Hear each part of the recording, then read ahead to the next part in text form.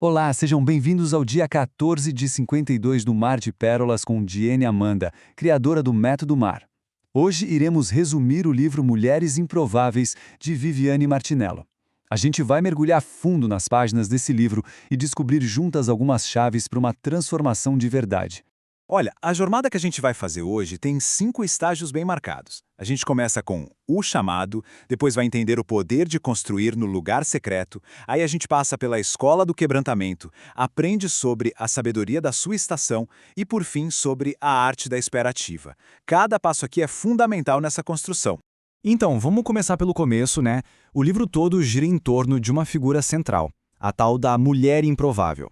Mas quem é ela de verdade? O que define essa mulher? Vamos descobrir juntas essa identidade. Então, essa mulher improvável é descrita como se fosse a samaritana dos nossos dias. Sabe, a gente pode esquecer aquela imagem de perfeição. A ideia aqui é pensar numa mulher comum, que a gente encontra nos poços da vida, na rotina do dia a dia. Ela não é aquela que se encaixa nos padrões de sucesso do mundo, nem mesmo nos moldes religiosos. É uma mulher real, de carne e osso. E olha que interessante, a jornada dessa mulher muitas vezes começa num lugar de muita dor. O livro mostra que desafios como luto, divórcio, abandono, ou até aqueles sentimentos de inadequação, de se sentir invisível, não são o fim da linha. Muito pelo contrário, eles são, na verdade, o ponto de partida de uma história incrível que Deus quer escrever. E esta frase aqui, gente, é o coração do livro. O foco de Deus não está na nossa perfeição, mas na nossa autenticidade.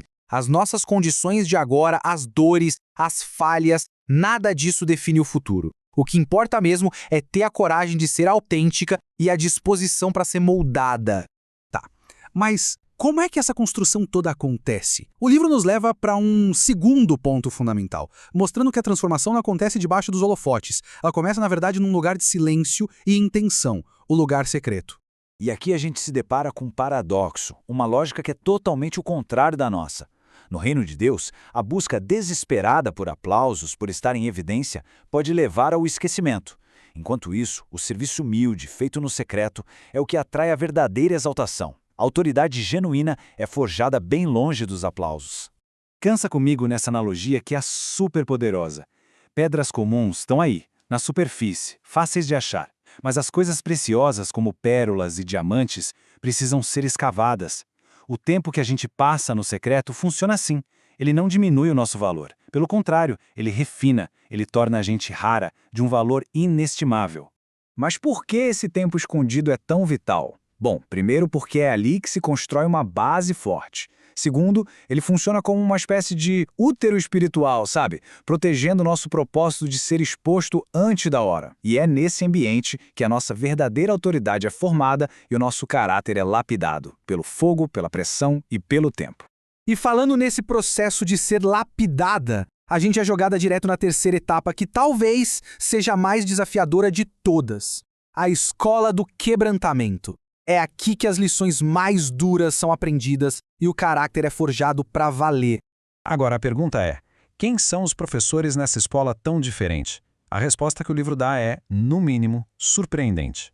E a resposta é irônica. Os nossos professores são justamente aquelas pessoas que mais nos desafiam. O livro usa a figura de Saul, aquele rei que perseguiu Davi, para representar a liderança injusta que nos ensina a não pagar o mal com o mal. E também a figura de Eliabe, o irmão mais velho de Davi, que o criticou, para nos ensinar a ignorar as ofensas e focar no chamado, mesmo quando quem a gente ama não nos apoia. E aqui está o pulo do gato. A unção nos separa para um propósito, sim, mas são as dores que preparam a gente para ele. As vitórias que todo mundo vê, como derrotar um Golias, só acontecem por causa das batalhas que ninguém viu, aquelas que a gente venceu no secreto, contra os leões e ursos da nossa própria alma.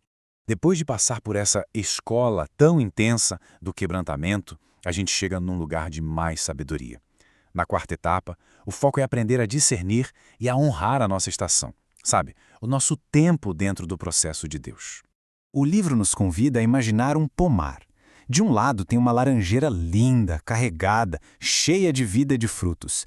E bem do lado dela, um pessegueiro, com os galhos secos, sem folhas, parecendo morto. Os dois estão no mesmo solo, recebendo o mesmo sol, mas vivendo estações completamente diferentes. E a grande lição dessa imagem é essa. Secura não significa morte. Significa apenas que ainda não chegou a sua estação de dar frutos. É um tempo de descanso, de aprofundar as raízes e de se preparar para o que está por vir. É um tempo necessário. E isso nos leva a uma distinção que é vital, a diferença entre folhas e frutos. As folhas são a aparência, os dons, o carisma, o número de seguidores.